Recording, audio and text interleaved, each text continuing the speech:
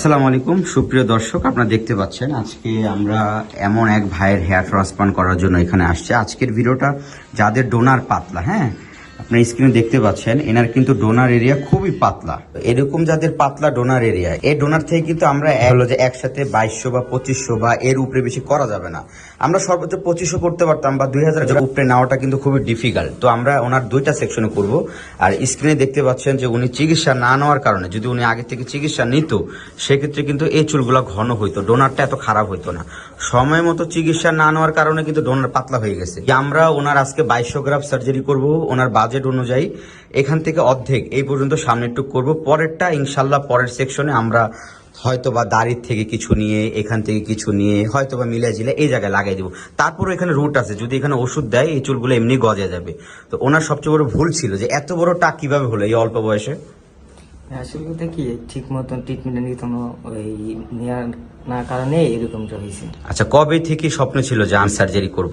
এটা ভাইয়া স্বপ্ন ছিল অনেক দিন থেকেই, কিন্তু বিভিন্ন কারণে করতে পারি নাই। তো আপনি দেখলাম, দেখার পর যে ইউটিউবে একটা ভিডিও দেখলাম, দেখার পর আজকে যে হেয়ার ট্রান্সপ্লান্ট করতে আসছেন আপনার অনুভূতি কেমন? ভাই অনুভূতিটা তো ভাই অনেক অনেক ভালো একটা কাজ করতেছে, যে না যেটা করাবো মনে করেন যে আমি চাইতেছি যাতে আমার লুকটা যাতে আগের মতন হয়। ঠিক আছে, ইনশাল্লাহ আমরা সামনে একটু পরিবর্তন করে দিচ্ছি, ইনশাল্লাহ পরবর্তীটা আমরা সেকেন্ড সেকশনে আগাবো। ঠিক আছে, আসসালামু আলাইকুম। সো বন্ধুরা, আপনারা দেখতে পাচ্ছেন আমরা ওনার আজকে 2200 গ্রাফ হেয়ার ট্রান্সপ্লান্ট করব। স্ক্রিনে দেওয়া মার্কিং এরিয়াটাতেই আমরা 2200 গ্রাফ সার্জারি করব, যেহেতু ওনার ডোনার একেবারেই পাতলা ছিল। তো উনি স্বীকার করেছে যে উনি সময় মতো ওষুধ না নেওয়ার কারণে কিন্তু ওনার আজকে এই অবস্থা। তো এর জন্য আমরা বলি ভিডিওতে যে যাদের ডোনার পাতলা হয়ে যাচ্ছে, বড় টাক হয়ে যাচ্ছে, তারা চিকিৎসা সবার আগে নিতে হবে, ওষুধ সবার আগে নিতে হবে। দিন শেষে সার্জারি করতে এসে দেখি ডোনার ভালো না। তো এমনই আমরা ওনার পুরাটা করতে পারিনি, যা সামনেরটুক করছি, যেহেতু ডোনার ভালো না। তো ওনারা 2200 গ্রাম আজকে এখানে ইমপ্লান্ট করে দিব। অতঃপর আপনারা দেখতে পাচ্ছেন আমরা সামনের দিকে যতটুকু সম্ভব আমরা সামনের দিকে 2200 গ্রাম খুব সুন্দরভাবে হেয়ার ট্রান্সপ্লান্ট করে দিয়েছি।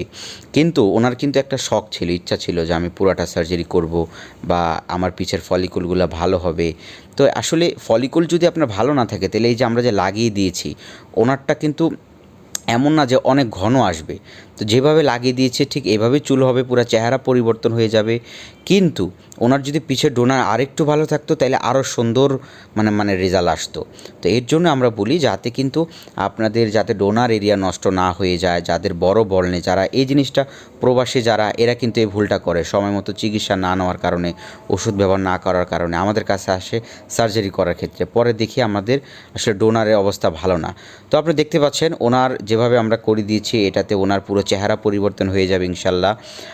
আমরা ট্রাই করেছি সবচেয়ে বেস্ট ফলিকুলগুলাই এক্সট্রাকশন করার জন্য, আর সেটাই আমরা সক্ষম হয়েছি। সুতরাং বন্ধুরা, আপনারা যারা হেয়ার ট্রান্সপ্লান্ট করবেন আমাদের স্ক্রিনে দেওয়া নাম্বারে অবশ্যই যোগাযোগ করবেন। আমরা আপনার মাথার কন্ডিশন দেখে কত টাকা খরচ হবে, কত গ্রাফ লাগবে সব বলে দিব। সো বন্ধুরা, আজ এই পর্যন্ত।